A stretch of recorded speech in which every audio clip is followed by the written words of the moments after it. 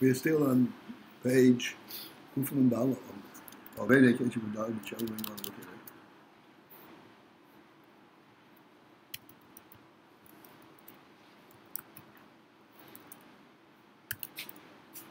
it. Okay, we'll start again from the word in the line that begins with Lomis, because we never had a chance to go to the very punchline, which is 7 lines from the bottom.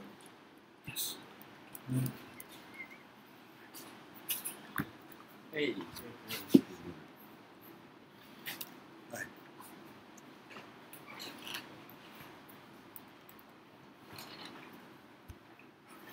The ratzon and the yediah of the worlds preceded the actual presence of the world. And yet, from that yediah, it did not come to be.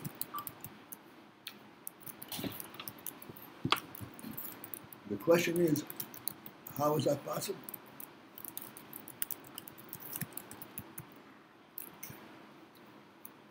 If there is that divine yediah, ratzon, it should have happened automatically to be.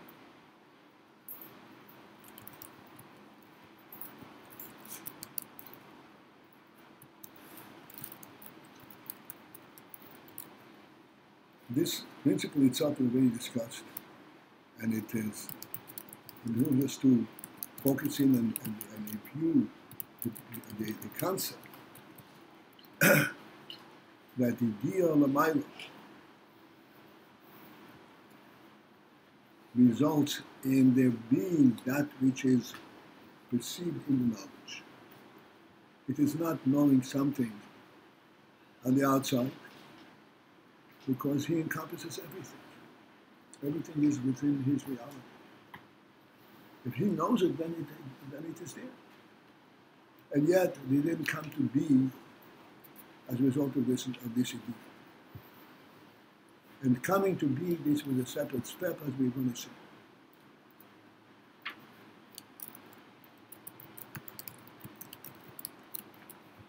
Okay, so the line begins with Lomis, and at the end of that line, but behold, the creations did not come to be bepoil. On a functional level, from this knowledge.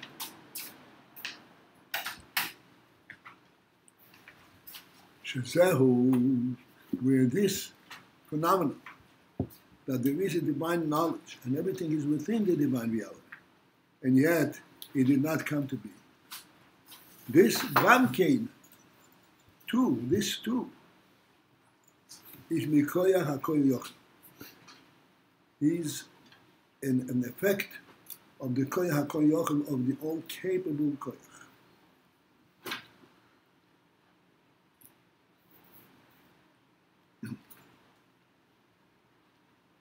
And we already recognize it seems to be a contradiction.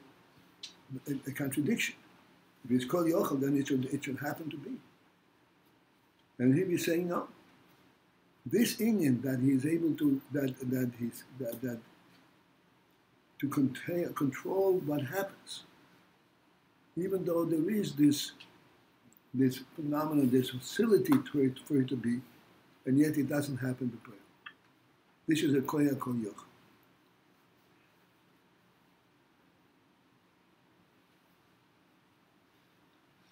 Let's give first an insight, and then we'll discuss. The shame, which means to say kishem, just as. And this is a perfect parallel. These two concepts are perfect parallel. The kshem that just as the koyach hakol yoch, that his koyach, which is the koyach hakol yoch, which is all capable, no restraints, nothing can stand in the way of this koyach. Who, and this koyach is such, shetiyeh ha'his havus midiyosei yisborach, that his havus should come to be and should result and should be immediately midiyosei from his knowledge. Because this yediah, this is the the koyach behind all existence. This idea is what gives possibility to all existence, and this idea is what brings everything out.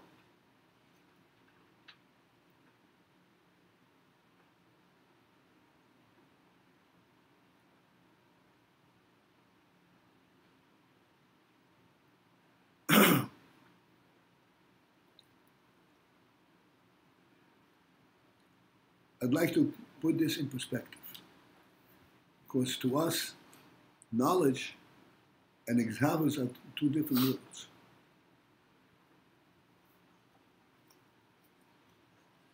But this is a different kind of a knowledge. This is knowledge of the divine knowledge. Yediah is one of his knowledge. What is unique about his knowledge?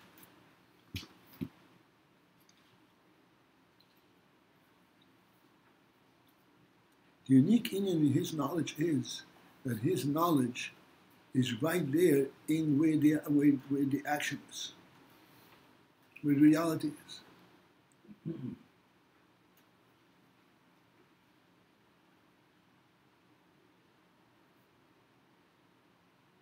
His knowledge is not merely a piece of information of something happening someplace. His knowledge is the knowing that which is there.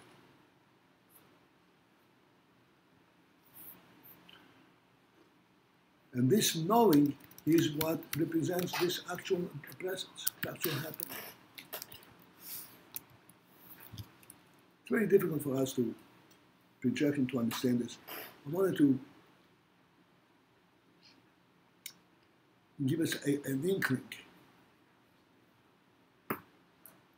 a means of which we can begin to relate to it, not to understand it fully, it's impossible, but just to relate to it, to understand the contrast. The first day of creation, it says it was dark, how can you say it was darkness. And Elohim said, let there be light, and there was light.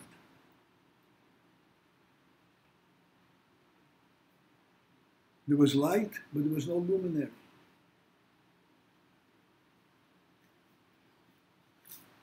How is there light if there's no luminary?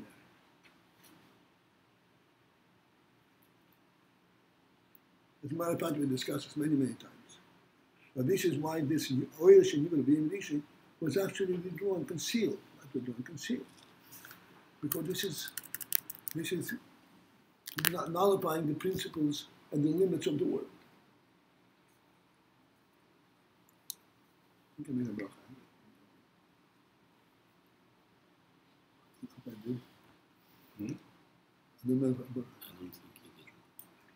Amen. So what kind of creation, what kind of light was it that there was no luminary? It's important for us to try to focus into the concept. What is it, the luminary, and what is light? The luminary is a facility, is that which makes light. But what is it? What is its product? What is its purpose? What is its value? It is the light. And what is the light of the value of light is? It illuminates and it makes everything visible.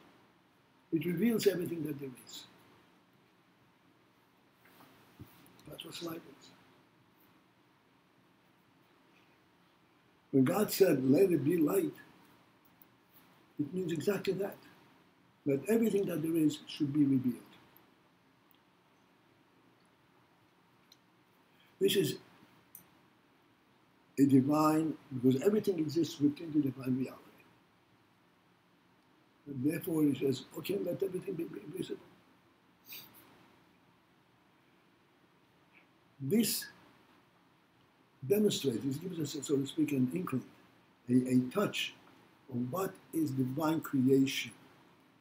Divine creation is not, he creates a luminary, and the result of the luminary is light.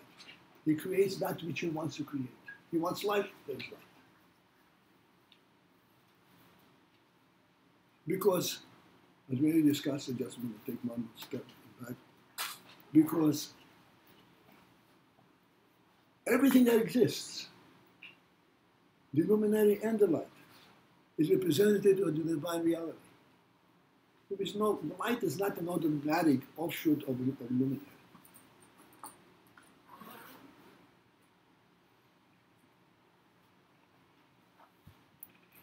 Light is a divine principle.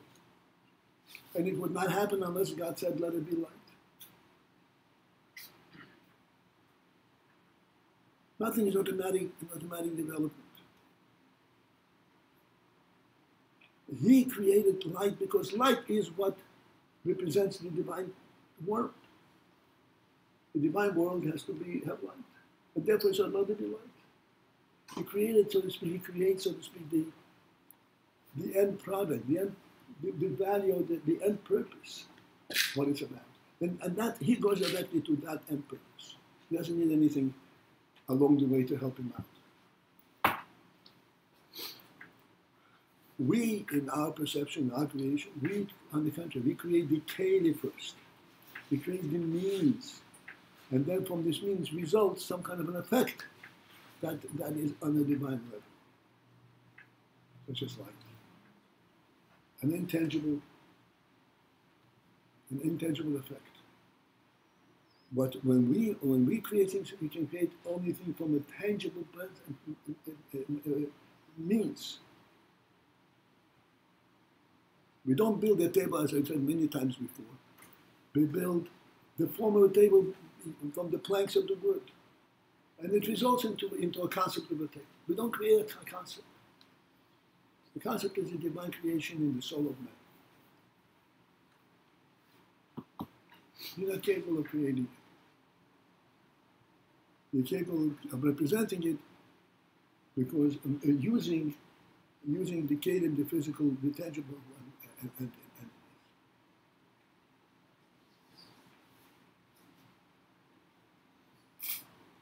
thus, if there is a divine knowledge that there is a world, that world at the divine level is there already. And that's a divine reality.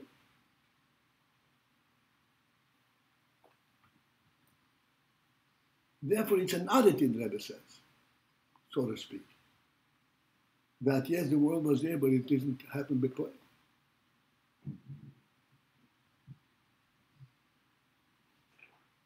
If it is there, from a divine perspective, it is there, period.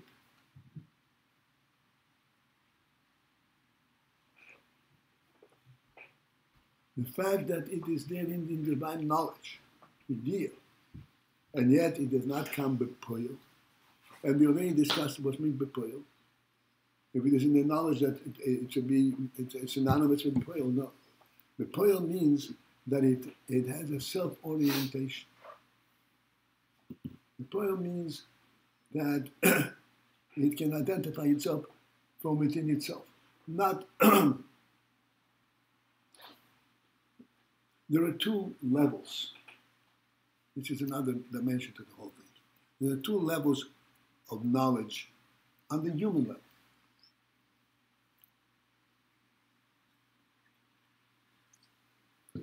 There is a level of knowledge and human level where the human being discovers from his own experience on the worldly level of what he identifies.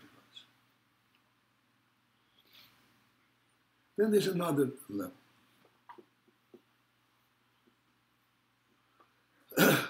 And in order to speak on this other level, I have to again bring out what we're talking about, some kind of a demonstration. We said many times, you open your eyes and you see the sky. What is it that you see? Can you describe it? Can you identify? What does it consist of?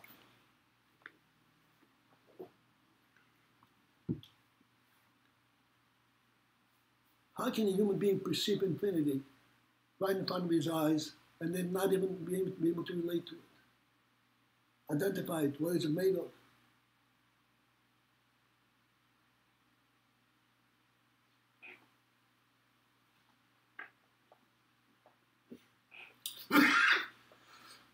The answer is almost simplistic, but infinitely profound.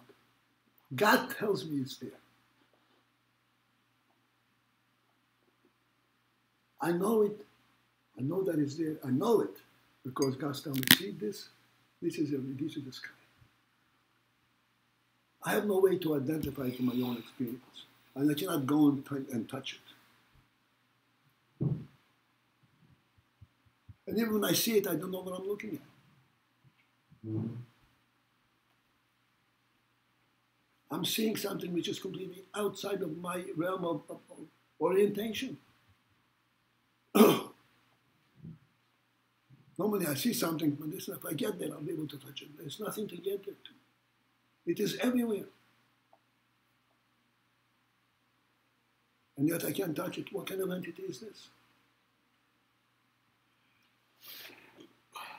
We recognize this entity as a reality because God said this is the world I created. This is real. And it's so real that we relate to it even more than anything that they identify by touch.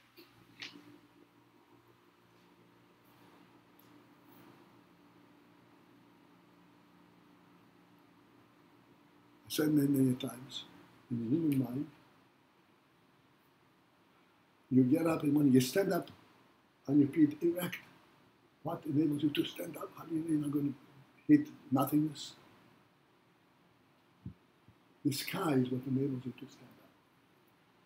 The sky is a reality that gives us a sense. There's no, I'm encompassed from all over.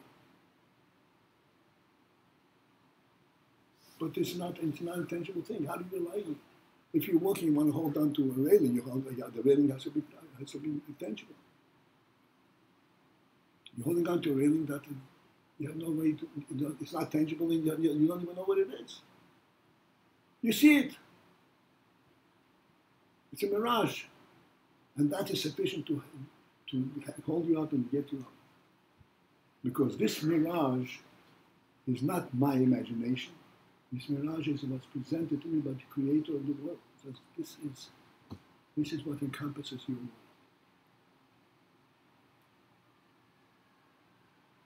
This is the full context that embraces the entire world. Wherever you go, it's going to go with you.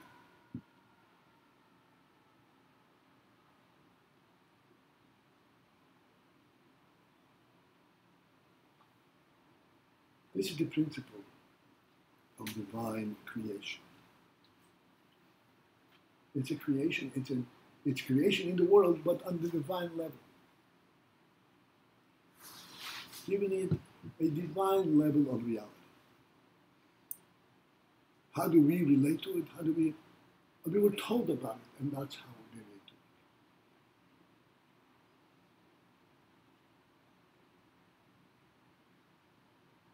it. And it's so real, everybody can, so to speak, swear that there's a sky. But what is it?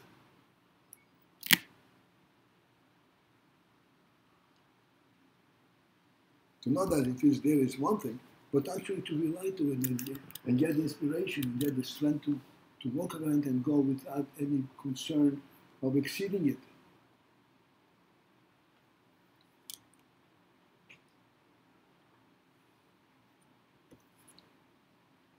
This is the divine level of creation, and we get it not only from when it was created, we don't discover it. We were told this is the world we live in.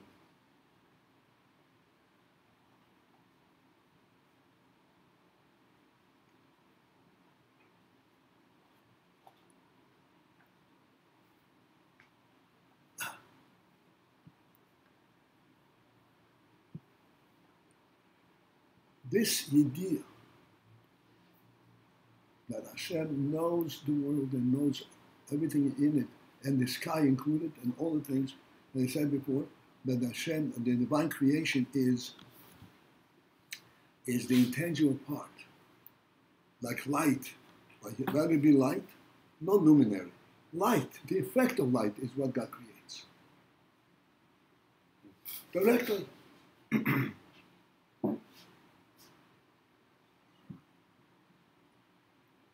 The meaning of light is let it be visible. And he says, let it be visible. It goes directly to the end result, which is the divine creation.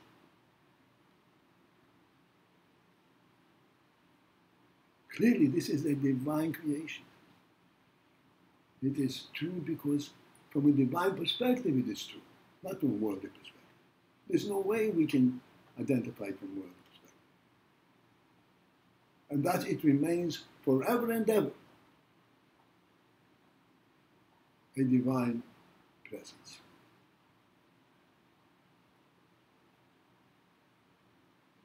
It's maintained by the divine command, let there be, let it be.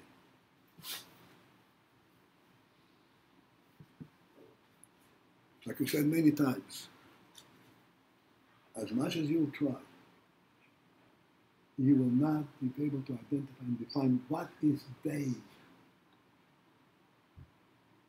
What is they?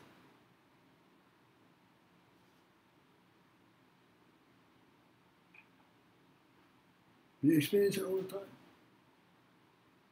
I mentioned many times, Adam Rishon was given the task of naming all the creatures, except of a few. One of them is Oyer, is day. Hashem said, let there be light, and there was light. And then he said, Vayikra Elokim, God named light day. Why did God name light? God should have left the naming of it to Adam Rishon like everything else. Because there's no way Adam could name it.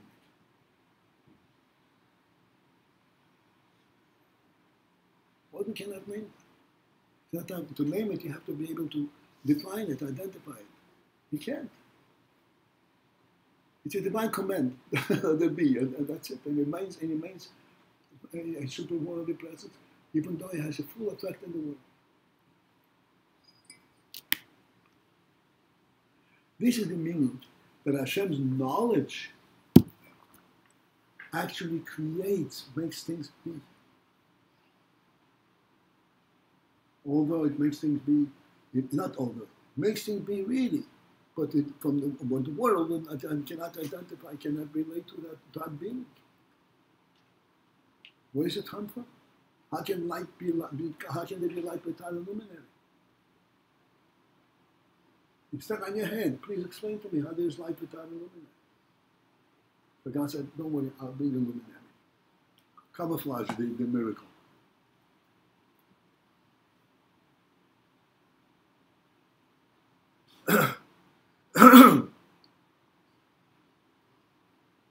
So therefore we have a question. Since his knowledge is the reality of the existence, and his knowledge, as we discussed yesterday, goes all the way to the end of existence. He does not know only a superficial an existence at a certain level.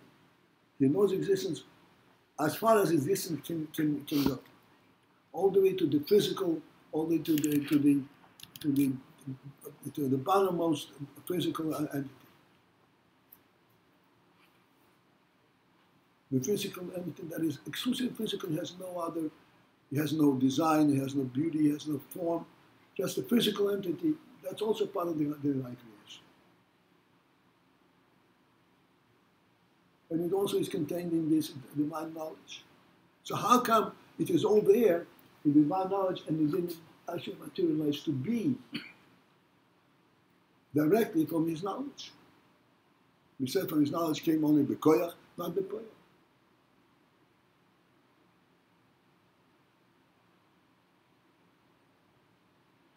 So the Rebbe says,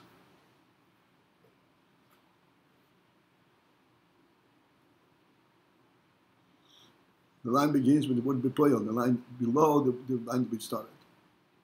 At the end of that line, Dikshem shekoichai hakoy yoch. It means, listen, it's a parallel, perfect parallel.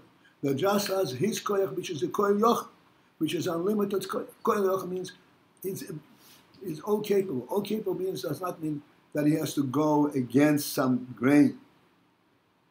If he wants it to be, it is there. Who that koyach represents Shetiya his habits with the Osi, that there should be his habits and presence from his knowledge. His knowing it, that represents a presence.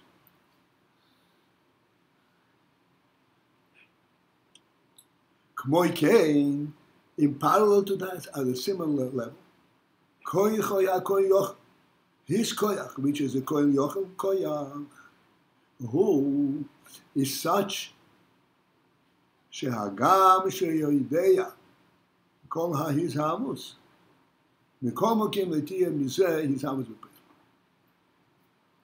This is that he knows all his house, which by definition should make these hours real, and yet it does not come to be b'poel.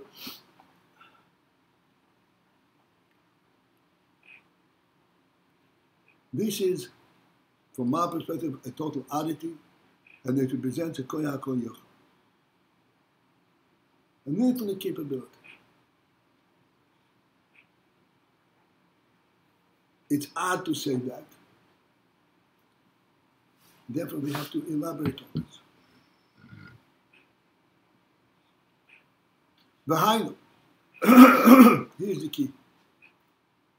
V'hainu, and what we're saying is this. Because this yediah, this knowledge, is in a state of havdalah, and total havdalah, total distance, separateness.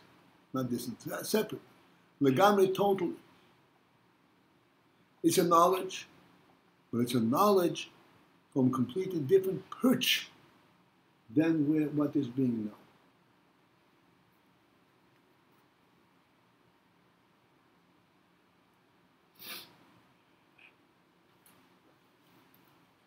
Now it's time now to talk about this Havdalah. Knowledge begins Havdalah.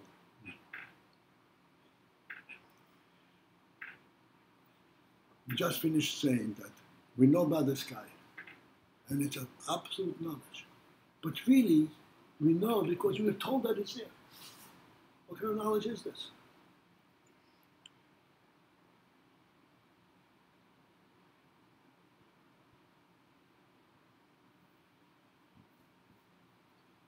The reason we have to resort to that knowledge is because what we know is not something that we can define, that we can relate to. We cannot say, I see it from a distance, I'll go and touch it. There's nothing there to touch.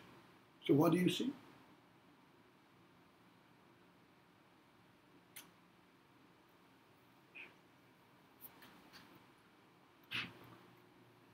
You see, not because you see, because you discovered it, but because you were told that you're looking at, that you see.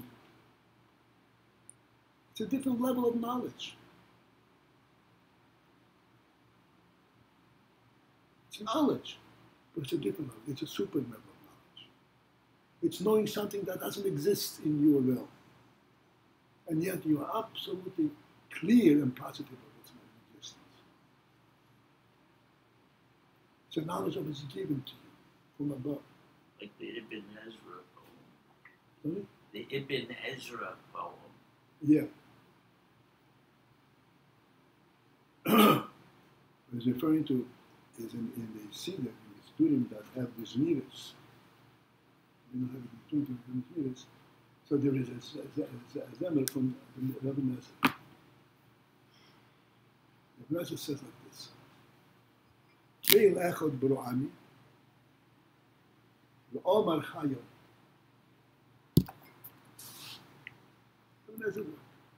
Keil echad bro'ani, the one God created me, and He said, I'm alive. He created you, so you're alive automatically. It's not. He created, but that point, it is His creation. He knows what I am. I have no inkling at all that I'm there. After He created me, He walked in and says, you should know that you're alive. Oh yeah, okay. So that's what it is. So I know that I'm alive because I was told that I'm alive. Not because I'm experiencing, and it makes sense to me.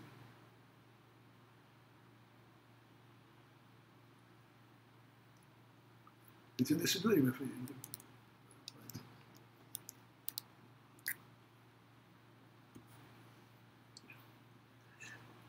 Divine creation is a creation, a reality creation, a real creation. But to be identified from a worldly perspective, that's completely, it's a different realm. Then you have to be told within your own orientation. You should know that what you're looking at is a real sky.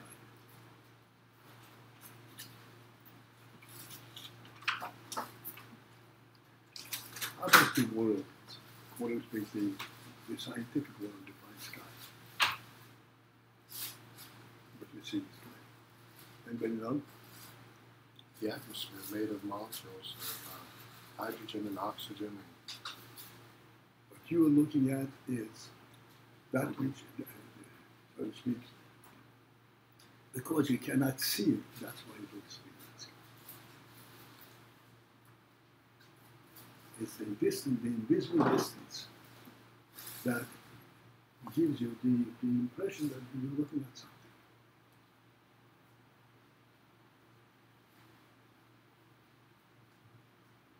You're not looking at anything real.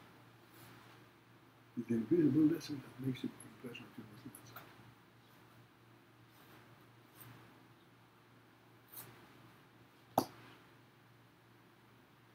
That's it, the whole thing is just a form of mirage. We say, no, this mirage is a divine creation.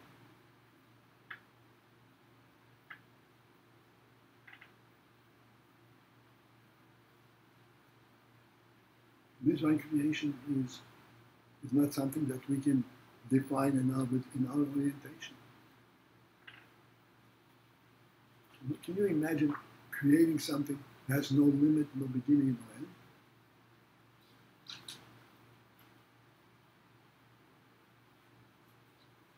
And yet it's real.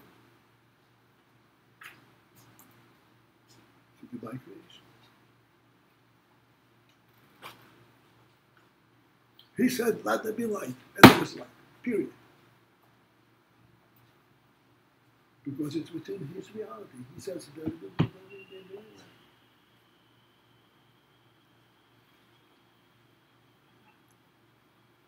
therefore, the fact that from this knowledge does not materialize all the way down to a worldly level of existence, a poil, so to speak, a tangible existence, this is a miracle. This is because he is able to have this knowledge and not let it go to that degree. And the Rebbe explains, behind it, that is because yediah he b'chinas havdala legamri, because this knowledge is not a knowledge that he knows it from an inside experience. It's a knowledge from a different perch.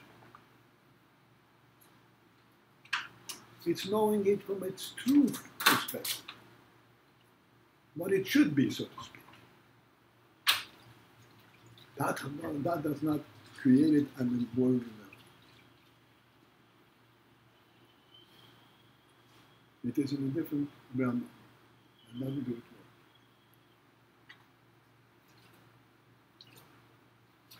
well. Okay. Therefore, this is why this is why this idea does not compel that there should be a creation from it, because it's an idea at a different, at a divine level. Doesn't compel that there should be his habits from a worldly perspective. In a machrachas.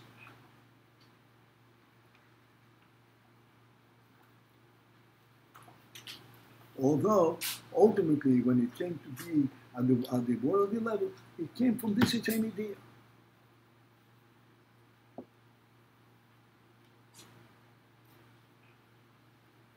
Now, there's the catch. This is the whole discussion is for this purpose. K'moi came, and therefore likewise.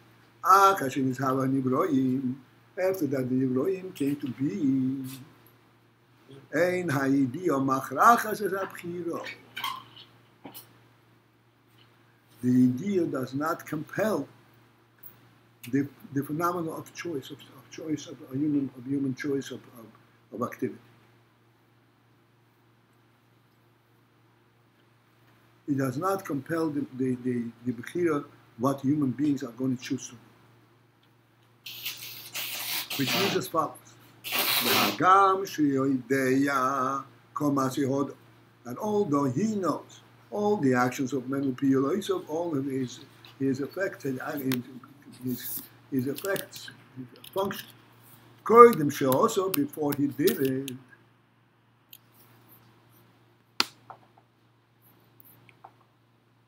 Let's skip the parentheses for the moment, just for a moment. At the end of the page, even though he knows all human activities, that knowledge does not compel the bechira, does not make a person choose in one way or the other. Because this knowledge is in a different domain, a different level of knowledge that does not identify it from a worldly perspective. It identifies from a godly perspective. It's a real knowledge, and it does not have any compelling aspect on the worldly level. That's why on the worldly level, the person is still, so to speak, a free agent.